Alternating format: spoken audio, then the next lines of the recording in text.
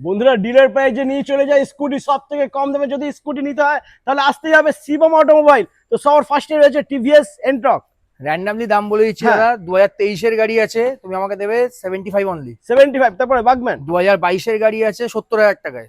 আর একটা এন্ট্রক। 2023 এর গাড়ি আছে, এটা 70,000 টাকায়। রেজেডার।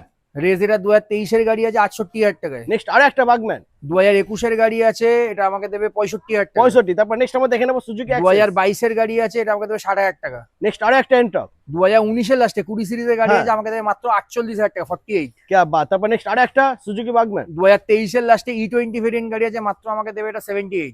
ইয়ামা অ্যারক্স 2024 এর গাড়ি আছে, তুমি আমাকে মাত্র দেবে 1,10,000 টাকা। তারপর নেক্সট এমআর রেজেডার। ইয়ামা রেজেরা 2023 এর গাড়ি আছে, তুমি এটা আমাকে দেবে মাত্র 66 দেবে এটা। 66। ওকে। তারপর নেক্সট এসপি হন্ডা 125। এসপি 125 মাত্র 80 দিনের গাড়ি আছে, হ্যাঁ।